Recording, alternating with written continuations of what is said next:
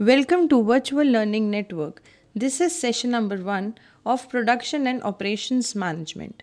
This is basically an introduction session.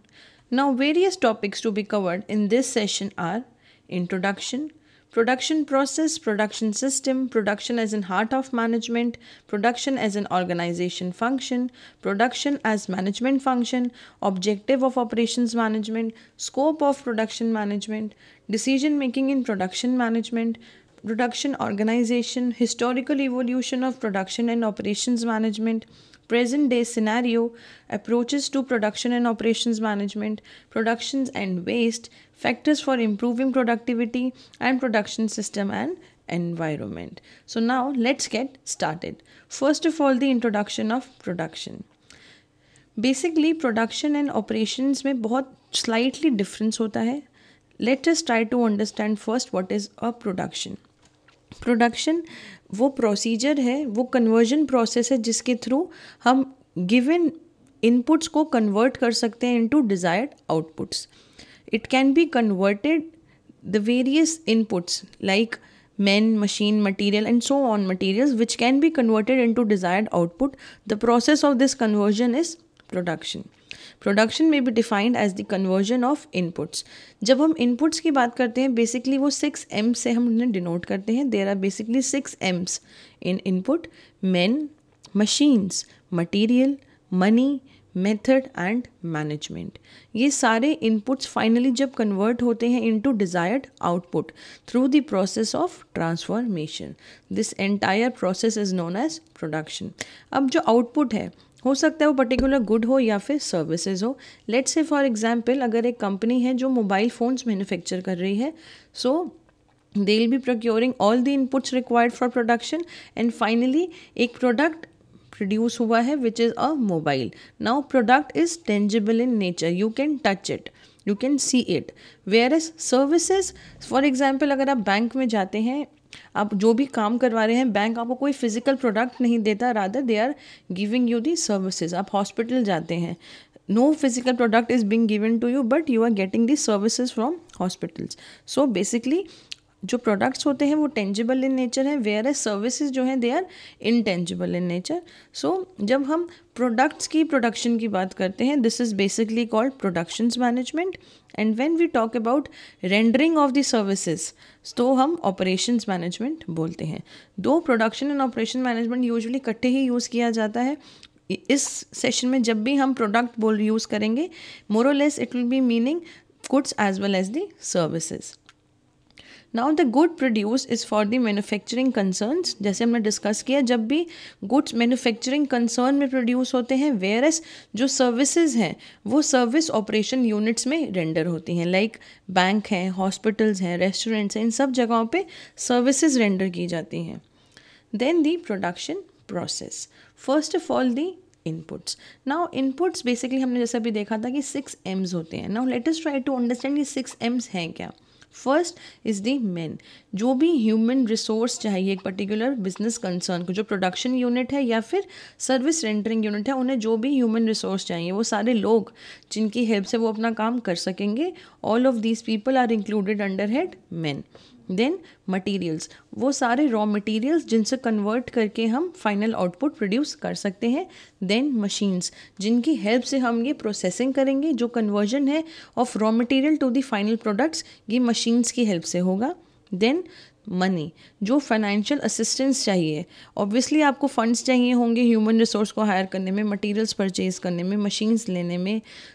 So all of these financial monetary aspects is included in money. Then methods, आप कौन से procedures use कर रहे हैं जिसके थ्रू ट्रांसफॉर्मेशन होगा. And finally the management, how you are managing the entire enterprise. Then comes the conversion process. Inputs को हम convert करेंगे so that we can get the desired outputs. Now outputs can be in the form of goods as well as the services. And then we will be comparing the actual versus planned. Now हर एक organisation चाहे वो services render कर रहे हों या फिर वो products को प्रोड्यूस कर रहे हों, उनके कुछ एक सेट स्टैंडर्ड्स होते हैं, प्लान्ड टारगेट्स होते हैं. देन लाइक कि इतने रिसोर्सेज के साथ वो इतने लेवल ऑफ आउटपुट जनरेट कर सकते हैं. सो Finally, once output is being generated, has been produced, they will be comparing this planned targets with the actual achievement. और अगर कोई डेविएशन का स्कोप है या अगर कोई करेक्टिव एक्शंस लिए जा सकते हैं, they will be taking the corrective actions. Then अगर हम प्रोडक्शन सिस्टम को बाइफरकेट कर दें तो basically there are input of a production system as well as the output of a production system. Now let us try to understand inputs में क्या क्या चीज़ें हो सकती हैं. First is the external inputs. External input वो सारे variable जो एक प्रोडक्शन यूनिट के बाहर एग्जिस्ट करते हैं बट समहाउ वो इम्पैक्ट डालते हैं प्रोडक्शन सिस्टम में. Let's say for example legal environment कैसा है एक पर्टिकुलर जगह का, इकोनॉमिक एनवायरनमेंट कैसा है, सोशल एनवायरनमेंट कैसा है, टेक्नोलॉजिकल एनवायरनमेंट कैसा है. All of these things will be impacting the production system. Let's say for example अगर इकोनॉमिक वेरिएबल्स की हम बात लेते हैं, economy overall it is like बहुत स्लो है, it is not like very developed economy नहीं है. सो उस केस में इंफ्रास्ट्रक्चर फैसिलिटीज़ इतनी अच्छी अवेलेबल नहीं होंगी. सो इंफ्रास्ट्रक्चर फैसिलिटीज़ अच्छी नहीं है, इलेक्ट्रिसिटी की प्रॉब्लम हो सकती है, ट्रांसपोर्टेशन की प्रॉब्लम हो सकती है, and finally it will be impacting the production system. And so on, all of these factors can impact the production system. Then we have market. अब मार्केट में कौन कौन सी ऐसी चीज़ें हैं जो प्रोडक्शन सिस्टम पे इम्पैक्ट डालती हैं. First is the competition. आपके जो कॉम्पिटिटर्स हैं वो किस तरह की स्ट्रैटेजीज फॉलो कर रहे हैं, वो क्या काम कर रहे हैं. कस्टमर डिज़ायर्स, कस्टमर की नीड क्या है, accordingly you will be producing the goods. Then product information, product की इन्फॉर्मेशन कस्टमर्स के पास है या फिर नहीं है. देन दी प्राइमरी रिसोर्सेज, वो सारे रॉ मटेरियल्स जो हमें चाहिए for the conversion process, like materials, personnel means the human resource, then capital which is the financial aspect, and then the utilities. Now there comes the conversion subsystems. हमने अभी starting में discuss किया था कि production में basically transformation होता है, conversion होता है. सो ये कन्वर्जन सिस्टम्स भी बहुत तरीके के हो सकते हैं. फर्स्ट इज़ द फिजिकल में बेसिकली मैन्युफैक्चरिंग होती है. Then comes the local services like transportation.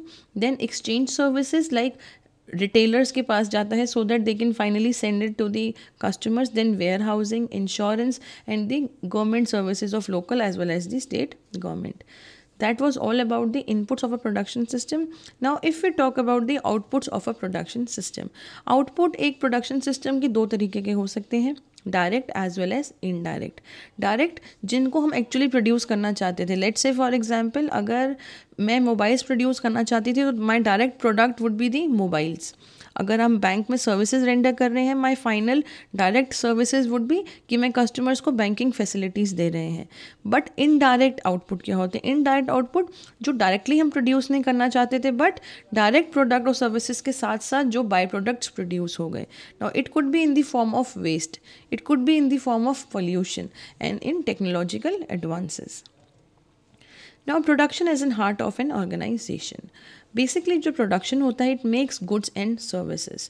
बहुत इंपॉर्टेंट रोल होता है प्रोडक्शन का एक ऑर्गेनाइजेशन में. वाई? बिकॉज फाइनली अगर एक प्रोडक्शन यूनिट नहीं होगा एक ऑर्गेनाइजेशन में तो गुड्स एंड सर्विसेज प्रोड्यूस नहीं होंगे.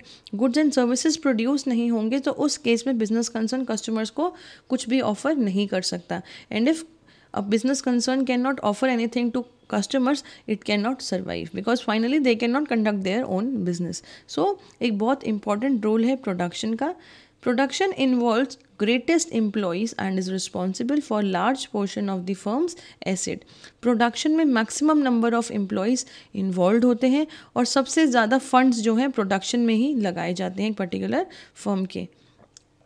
Production has an impact on quality of the goods. किस तरीके की क्वालिटी एक पर्टिकुलर गुड की वो भी डिपेंड करता है कि किस तरीके के प्रोडक्शन प्रोसेसेस हैं जो बिजनेस कंसर्न फॉलो कर रही है. Now production as an organization function. Now companies can not compete using marketing, finance, accounting and engineering alone. अगर एक कंपनी कॉम्पिटिशन में सर्वाइव करना चाहती है, बाकी अपने कॉम्पिटिटर से कॉम्पीट करना चाहती है, उस केस में खाली अच्छी मार्केटिंग, फाइनेंस या अकाउंटिंग, इंजीनियरिंग ही हेल्प नहीं कर सकती. They also need to focus on production and operations management. Why? Because जैसे हमने अभी डिस्कस किया, it is a very important part of an organization. Plus एक ऑर्गेनाइजेशन के मैक्सिमम जो फंड्स हैं वो प्रोडक्शन यूनिट में ही लगते हैं. जितने भी एसेट्स हैं, जो मेजॉरिटी ऑफ इन्वेस्टमेंट है वो प्रोडक्शन यूनिट्स में ही होती है. सो to succeed, a firm must have a strong operations function teaming with other organization functions. So एक organization के पास एक बहुत strong operation functions होने चाहिए along with other functions of organization. Now production management functions, दो अगर हम खाली मैनेजमेंट फंक्शंस की बात करें तो basically they are planning, organising, directing and controlling. But अगर हम स्पेसिफिकली प्रोडक्शन मैनेजमेंट फंक्शंस की बात करें, these are 3 in numbers. First is the planning. Now production planning में basically will be planning about the product, किस तरीके का हमें प्रोडक्ट बनाना है, क्या स्पेसिफिकेशंस होंगे, क्या डायमेंशंस होंगे. फैसिलिटी की हम प्लानिंग करेंगे कि पर्टिकुलर हमारी जो साइट कौन सी होगी जहाँ पे हम अपनी फैक्ट्री लगाएंगे. Then all of these planning will be the part of production planning. Then the organizing. Organizing basically हर एक activities को सही तरीके से organize करना so that एक smooth flow हो सके of goods and services. It determines the activities required to achieve the operations, जितने भी subsystem goals जितने भी ज़रूरत है so that we can achieve our desired goals. किसको क्या रिस्पॉन्सिबिलिटी देनी है, there has to be a proper authority and responsibility relationships. All of these things will be taken care in organizing function. And finally the controlling function. Controlling में basically जो भी हमने plan किया था प्लानिंग फेज में and organizing के बाद जो हमने फाइनली अचीव कर लिया, इन दोनों ही चीज़ों को कंपेयर किया जाएगा. अगर कोई डेविएशन है we will try to work upon that difference, that deviation.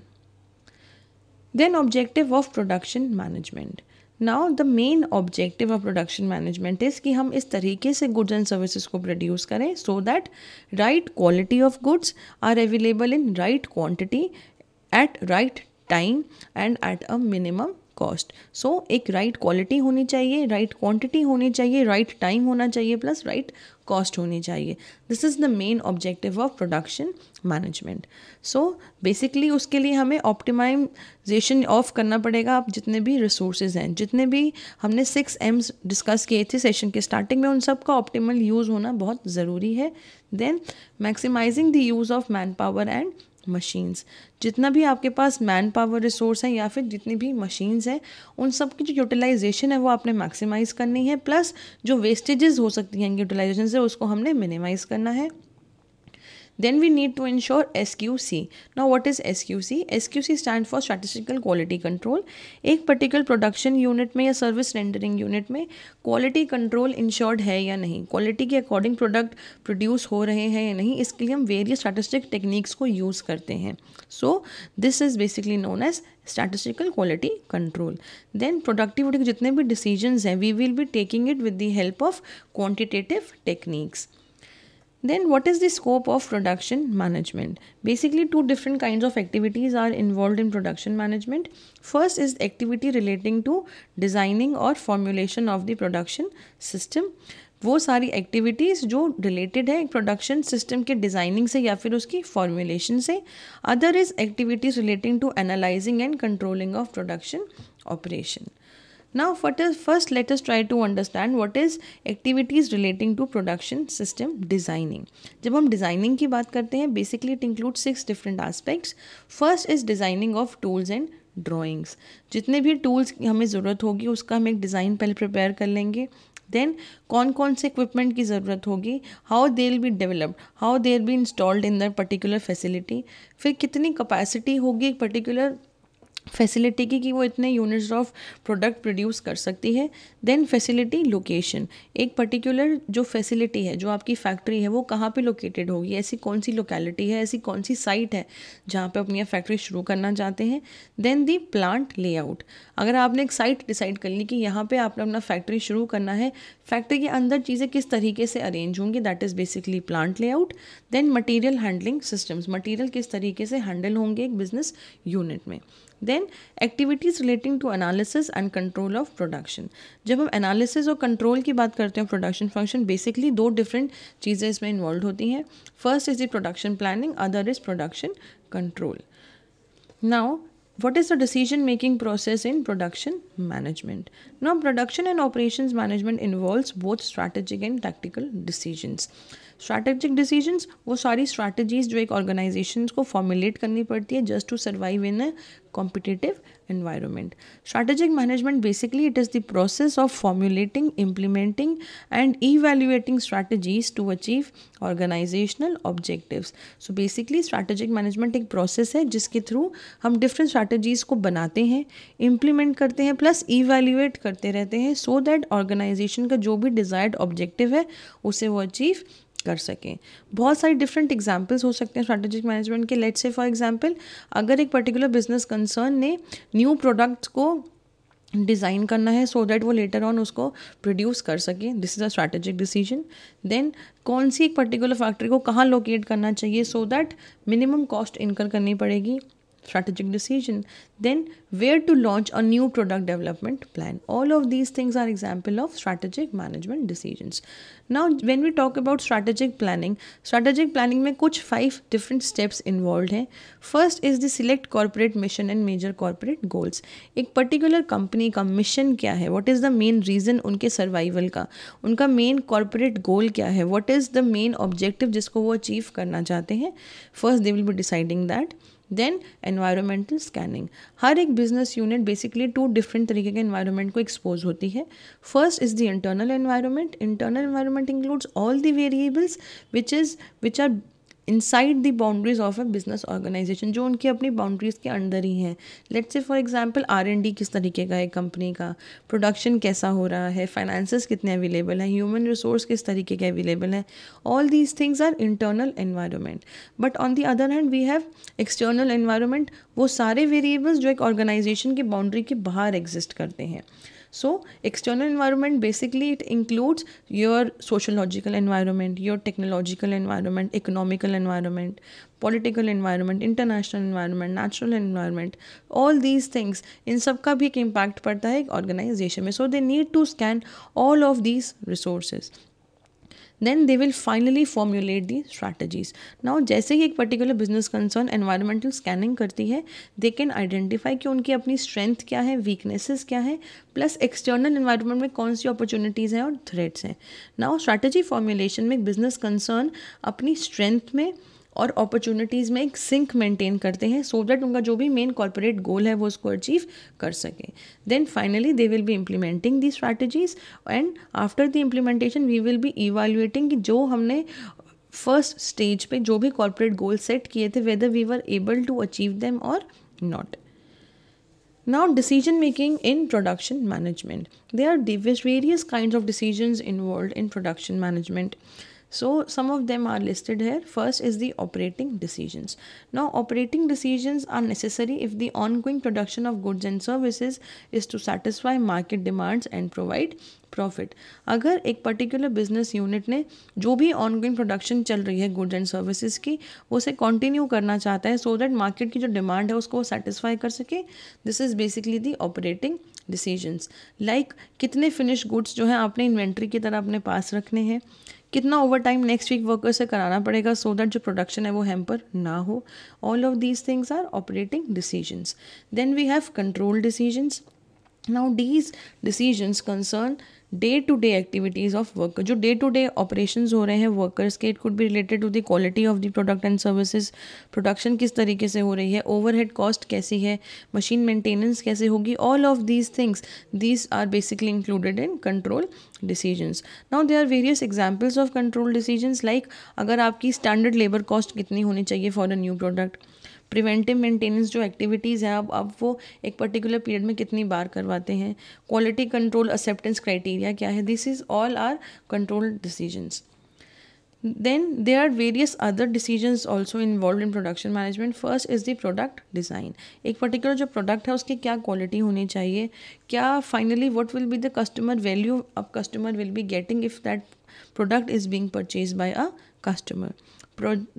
Process designing and equipment selection, किस तरीके से एक पर्टिकुलर प्रोसेस फॉलो होगा सो दैट हम प्रोडक्शन जो है कम से कम रिसोर्सेज को यूज़ करके मैक्सिमम आउटपुट जनरेट कर सकें. लेआउट किस तरीके का होगा फैक्ट्रीज़ का, फैसिलिटी की लोकेशन कैसे होगी, आपको किस तरीके की ह्यूमन रिसोर्सेज की ज़रूरत है, प्रोडक्शन कंट्रोल कैसे होगा, मेंटेनेंस की अगर हम बात करें तो मेंटेनेंस एक्टिविटीज़ कैसे की जाएंगी, क्वालिटी एश्योरेंस कंट्रोल कैसे होगा, मटेरियल मैनेजमेंट किस तरीके से किया जाएगा, एंड फाइनली इन्वेंट्री कंट्रोल किस तरीके से होगा. Now this is a basically diagram which is showing production organization. अगर हम एक प्रोडक्शन ऑर्गेनाइजेशन की बात करें तो उसमें ऐसी ही हायरार्की फॉलो होगी. First on the top we will be having a managing director. Managing director के अंदर there will be 5 different directors. One director could be a finance, marketing director, production director, personal director and material directors. So अगर हम खाली production की ही बात करें, production director के अंदर there could be various journal managers. Now there could be general manager of designs, general manager production, general manager quality, and general manager product planning and control. Now let us talk about the historical evolution of production and operations management. किस तरीके से finally production and operations management came into the today's era. So it has to pass through different eras. First it was the industrial revolution era, then scientific management era, human relations era, quantitative technique management era, advanced techniques era, quality revolution era. So first of all the industrial revolution era. Mass production होती थी सबसे पहले. When we talk about industrial revolution के बाद बहुत large scale पर production होने लग गई थी, specially in the textile industries. जो मेन कंट्रीब्यूटर्स थे इस एरा के वो थे power looms, James Watt's steam engine, screw cutting, lathe. So basically जब हम इंडस्ट्रियल रिवोल्यूशन एरा की बात करते हैं तो most prominent feature of this era was division of labour. Now division of labour का जो कंसेप्ट था वो एडम स्मिथ ने 1776 में दिया था. Division of labour basically means कि एक पर्टिकुलर लेबर में जो स्किल्स हैं उस स्किल के अकॉर्डिंगली हम उन्हें डिफरेंट काम जो है असाइन कर दें. Now higher skills saves in time, improvement in production methods. अगर आप स्पेशलाइज्ड हैं एक पर्टिकुलर काम में, आपके पास ज़्यादा स्किल है उस काम को करने के लिए, उस केस में आप थोड़े से टाइम में वो काम ज़्यादा कर सकते हैं. सो इन अ वे प्रोडक्शन में इम्प्रूवमेंट आ सकती है. Then there was Charles Babbage in 1883. Even he contributed to principle of division of labour. Then came the concept of interchangeability which was given by Eli Whitney in 1790. Then the era of scientific management. जब भी हम scientific management की era की बात करते हैं, there is one name which came into our mind is F.W. Taylor. F.W. Taylor को हम फादर ऑफ साइंटिफिक मैनेजमेंट भी बोलते हैं. वाई? बिकॉज जो मैक्सिमम कॉन्ट्रीब्यूशन था साइंटिफिक मैनेजमेंट एरा में वो F.W. टेलर का ही था. Now here are some of the 5 different principles of F.W. Taylor. First is work measurement and wage payment based on performance. एक पर्टिकुलर वर्कर कितना काम कर रहा है, we need to measure that particular work. Taylor ने बहुत सारे ऐसे डिफरेंट टेक्निक्स बताए जिनसे हम वर्क को मेजर कर सकते थे. प्लस जो वेजेस हैं even that should be paid in accordance with the work done by particular worker. Measuring work के लिए उन्होंने बहुत सारी टेक्निक्स दी. लाइक उन्होंने मोशन स्टडीज़ बताया. दे टोल्ड कि टाइम स्टडीज़ कैसे किए जा सकते हैं, वर्क स्टडी कैसे की जा सकती है. Then selection of worker and training. Taylor emphasize कि वर्कर्स की सिलेक्शन और ट्रेनिंग बहुत साइंटिफिक वे में होनी चाहिए. अगर वर्कर्स में कोई भी एक ऐसा स्किल है जो लैक कर रहा है, उनको एक ट्रेनिंग्स भी देनी चाहिए सो that they can improve constantly, so that उनका जो कॉन्ट्रीब्यूशन है वो कम ना हो, प्रोडक्शन पे कोई इम्पैक्ट ना पड़े. Then Taylor's differential piece rate system. According to Taylor पर पीस के हिसाब से वर्कर्स को पेमेंट वेजेस की करनी चाहिए. And then finally the division of work. That work should be divided among various people depending upon the skills possessed by them. Then there were some other people as well जिन्होंने scientific management में contribute किया था. 2 of them are Frank B Gilbert and his wife Lillian Gilbert. इन्होंने basically Gantt chart के बारे में बताया था. मोर ओवर उन्होंने ऐसी बहुत सारी स्टडीज़ की थी जिससे वी कैन कंक्लूड कि scientific techniques can be used for management. Motion study और वर्क स्टडी में बहुत ज़्यादा कंट्रीब्यूशन रहा है गिलबर्ट्स का. मोशन स्टडी बेसिकली अगर एक पॉइंट ए से पॉइंट बी तक जाने के लिए कितने एफर्ट्स लेने पड़ते हैं एक पर्टिकुलर को, कितना मोशन करना पड़ता है, this is will be studied in motion study. Then we have work study. Work study कितना पर्टिकुलर काम एक प्रोसेस में करना पड़ रहा है एक पर्टिकुलर एम्प्लॉय को. Then we have Gantt chart. Gantt chart was given by H.L. Gantt in 1913.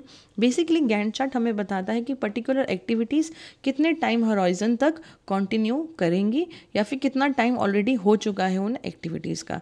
As you all can see in this picture, there are various parameters listed on left hand side like identify the customers, interview 10 customers, interpret requirements, and on the right hand side the time horizon is given.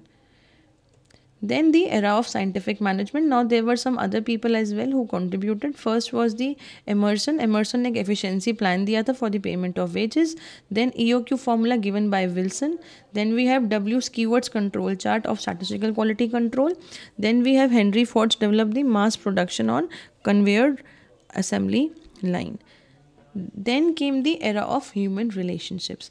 Before this era, जितने भी man power थी एक particular production unit में, उनको हम human beings की तरह consider नहीं किया जाता था. But after the era of human relations, after the conducting of Hawthorne studies, human behaviour, जो ह्यूमन रिलेशनशिप्स था, that came into the picture. Humans को ह्यूमन बींग की तरह ही कंसीडर किया जाने लगा. Now, Elton Mayo for Hawthorne studies in 1930 motivational theories by A.H. Maslow and F.H. Hertzberg 1950. These were the three prominent theories अगर हम human relations की बात करें. Now let us just go through of all these theories in a quick while. First was the Hawthorne studies.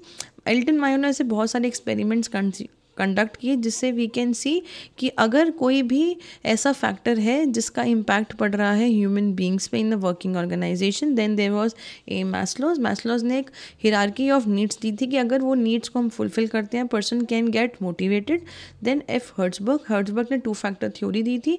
Basically they are 2 different factors जिनसे एक particular worker motivate होता है या फिर नहीं होता है. Then there comes the era of quantitative technique management science. Now during the World War II, quantitative techniques जो थी वो बहुत ज़्यादा यूज़ हो रही थी, especially in the army armed forces. PERT CPM was being used at that time. Linear programming, inventory control, simulation models, all of these things were being used. Then development of computers further aided in development of these techniques. Further जैसे ही quantitative techniques में computer use होने लग गया, जो techniques थी और भी ज़्यादा ब्रॉड हो गई, इनका जो होराइजन था और भी ज़्यादा बढ़ गया. Now with the help of computers हम बहुत ज़्यादा कॉम्प्लिकेटेड प्रॉब्लम्स भी सॉल्व कर सकते थे. अगर बहुत ज़्यादा वॉल्यूमिनियस वर्क हो रहा है, बहुत ज़्यादा वॉल्यूम अगर प्रोडक्शन हो रही है, even we can keep a track on that production level with the help of computers in quantitative techniques. Then came the era of advanced techniques. That era extended from 1970 to 80. It basically includes CAD and CAM. Basically CAD stands for Computer Aided Design and Computer Aided Management. Computer aided manufacturing की अगर हम बात करें, so the utilization of computer in the manufacturing process is CAM. Then we have CIM, Computer Integrated Manufacturing System. Then come the era of quality revolution. सबसे important contribution रहा है quality revolution का, वो है total quality management. Now total quality management stands for कि हर एक aspect जो production में involved है, हमें हर एक phase में quality assure करना होगा. It is not like एक particular level में ही quality assurance की ज़रूरत है या फिर कुछ एक particular लोग हैं जिनकी responsibility है quality को ensure करना. It is a responsibility of each and every member of the organization that quality should be ensured in the organization. Quality control came into the picture. TQM converted into the quality control and quality insurance. Now if we talk about the present day scenario, operations management came into the picture. Operations management, it is quite new in its origin as compared to the productions management. पहले production में खाली हम goods की ही बात करते थे, but now days हम services को भी इस सेक्टर में इंक्लूड करते हैं. Now there are various approaches to production and operations management. It is classical management, behavioral management and modeling management. Now let us try to understand what are these different approaches. First is the classical management. Classical management में basically जो हमने अभी scientific era पढ़ा है या फिर जो process era पढ़ा था, this was basically the classical management.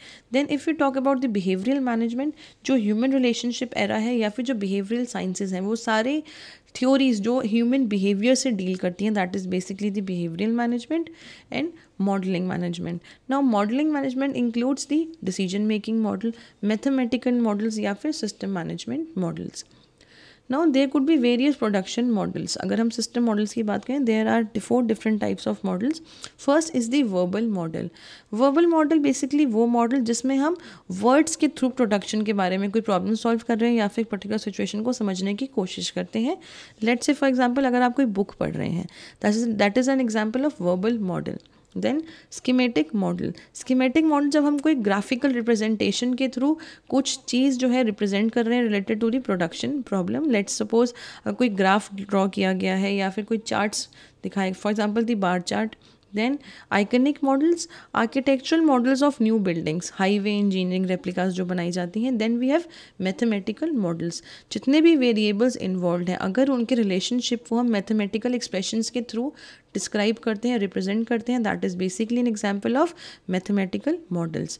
First, for example, total cost is equal to fixed cost plus variable cost. Now this relationship between fixed and variable cost is explained with the help of mathematical expressions. Then types of mathematical models. Basically there are two different types of mathematical models. First is the operations management, other is the Hungarian approach or heuristic approach. Now what are the benefits of modeling methods? First of all जितने भी variables involve हैं we can control them in that particular model. Though हो सकता है practically it is not possible for us to control them, but when we are defining a model उस model में हम उन वेरिएबल्स को कंट्रोल कर सकते हैं. कॉस्ट जितनी इन्वॉल्व है उसका मैग्नीट्यूड क्या है we can analyse it. Then productivity and wastivity. Now productivity, जब हम वेस्टिविटी की बात करते हैं प्रोडक्टिविटी को हम रिप्रेजेंट कर सकते हैं कि कितने आउटपुट हो रहे हैं with given level of input. Efficiency और इफेक्टिवनेस कितनी है प्रोडक्टिविटी में, this will be determined by the level of wastivity. For industries which have the incentive schemes वहाँ पे प्रोडक्टिविटी यूजुअली हम कैलकुलेट करते हैं standard man hours earned divided by the actual man hours worked. Now जब हम wastivity की बात करते हैं wastivity can be calculated by this formula 1 divided by the productivity. या हम इसको अगर दूसरे तरीके से देखें सो प्रोडक्टिविटी इज़ वेस्टेज जितनी भी जनरेट हो रही है एक पर्टिकुलर बिजनेस कंसर्न में उतनी ही प्रोडक्टिविटी जो है कम हो रही है. एफिशिएंसी प्रोडक्टिविटी उतनी कम हो जाएगी जितनी वेस्टेज इंक्रीज होगी. So if we could measure the wastages and have a measure of the wastage then it becomes a tool of measuring the efficiency of inputs which is called wastivity. अब now हम किस तरीके से productivity को improve कर सकते हैं. First is the better utilization of resources, man, machine, material, जितने भी हमारे पास रिसोर्सेज हैं उनकी हमें इफेक्टिव यूटिलाइजेशन करनी है. मिनिमम टू मिनिमम आउटपुट से हमें मैक्सिमम आउटपुट देना है. Then using efficient and effective methods of working. अगर एक पर्टिकुलर काम हो रहा है एफिशिएंट और इफेक्टिव तरीके से होना चाहिए. जो प्लांट लेआउट है, प्लांट के अंदर किस तरीके से जो मशीन्स हैं, इक्विपमेंट्स हैं, किस तरीके से लगाई गई हैं सो दैट मिनिमम मोशन से मैक्सिमम जो वर्क है वो हो सके. Then reduce material handling through better layout. Material handling usually लोगों में बहुत मिसकंसेप्शन होता है, the more the material handling more it will be good for an organisation, but it is not right. कम से कम मटीरियल हैंडलिंग होनी चाहिए एक बेटर लेआउट में. एप्रोप्रिएट टेक्नोलॉजी की सिलेक्शन हमें करनी होगी सो दैट जो प्रोडक्शन का लेवल है वो इन्हांस हो सके. प्रॉपर मेंटेनेंस पॉलिसीज़ को हमें एग्जीक्यूट करना होगा सो दैट जितने भी इक्विपमेंट्स हैं वो प्रॉपरली मेंटेन्ड हो, उनकी जो लाइफ है वो इंक्रीज़ हो जाए. Then healthy and safe working conditions. जितना सेफ और हेल्दी वर्किंग कंडीशन हम एम्प्लॉयज़ को देंगे उतना ही ज़्यादा they will become productive for a business concern. Then fair wages and proper compensation through incentives. जितना एक पर्टिकुलर वर्कर काम कर रहा है उनको उसके अकॉर्डिंग्स में ही वेजेस मिलने चाहिए. Compensation should be in sync with the efforts done by a worker. Then management by objectives. Workers से भी पूछा जाना चाहिए that what are the various objectives they would like to achieve. Then we can go for quality circles. Quality circles basically means that a group of people expertise जिनके अलग अलग field में they will be sitting together and they will be discussing various aspects of quality so that they can work upon the quality aspect of a particular product. Then better quality by statistical quality control. As we have discussed earlier as well that quality control को ensure करने के लिए हम various statistical techniques को use करते हैं, that is basically the statistic quality control. Then production system and its environment. Production system basically two different kind of environment को expose होता है, internal as well as external. Now internal environment basically includes the engineering. Product quality किस तरीके की है, क्या specifications हैं एक पर्टिकुलर प्रोडक्ट की. Then we have research and development. Product किस तरीके से डेवलप किया जा रहा है, क्या डिफरेंट रिसर्चेज हैं जो हम उस पर्टिकुलर प्रोडक्ट से रिलेटेड कर रहे हैं. देन दी क्वालिटी. क्वालिटी किस तरीके से हम इंश्योर कर सकते हैं एक पर्टिकुलर प्रोडक्ट की. Then we have external factors. External factors basically include the government की कौन सी ऐसी पॉलिसीज हैं जिसका इम्पैक्ट पड़ रहा है प्रोडक्शन यूनिट में. लेट्स से फॉर एग्जांपल आप जो पर्टिकुलर रॉ मटेरियल यूज़ करते थे, that raw material was injurious to the health of the workers, that is why it has been banned by the government. So उस case में production system को impact पड़ा government policies से. Then the competition. आपके competitors कौन सी policy use कर रहे हैं, कौन सी पॉलिसी को फॉलो कर रहे हैं, उस पर भी डिपेंड करता है प्रोडक्शन सिस्टम की परफॉर्मेंस पे.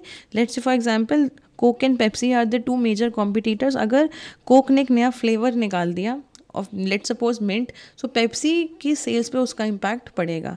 सेल्स पे इम्पैक्ट पड़ेगा, इन अ वे प्रोडक्शन पे भी उसका इम्पैक्ट पड़ेगा. देन दी टेक्नोलॉजी, किस तरीके की टेक्नोलॉजी यूज़ की जा रही है. लेट्स से फॉर एग्जांपल अगर बाकी जितनी इंडस्ट्री में जितनी भी और फैक्ट्रीज हैं और जितनी भी कंपनीज हैं, they are using a particular technology जिनसे they can enhance the production system. So आपको भी वो टेक्नोलॉजी यूज़ करनी पड़ेगी. And then finally the economic condition. Economy की ओवरऑल कंडीशन कैसी है, इज़ इट लाइक कि बूम है या फिर डिप्रेशन है इकोनॉमी में. All of these things will have an impact of production system. Now these are some of the questions for your own practice. First, explain production as a management function. Management function की तरह हम production को consider करते हैं. What are the main function. Planning होगी, उसमें organising होगी and finally controlling होगा. Then what are the various approaches to production and operations management. ऐसी कौन कौन सी अप्रोचेस हैं प्रोडक्शन एंड ऑपरेशंस मैनेजमेंट की.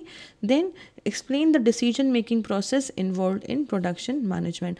आपको स्टैटिस्टिकल डिसीजंस लेने हैं, टेक्निकल डिसीजंस लेने हैं और जितने भी डिफरेंट डिसीजंस लेने हैं, all these decisions need to be explained in detail. Then, what is the current scenario of production and operations management? That's all about this session. Thank you.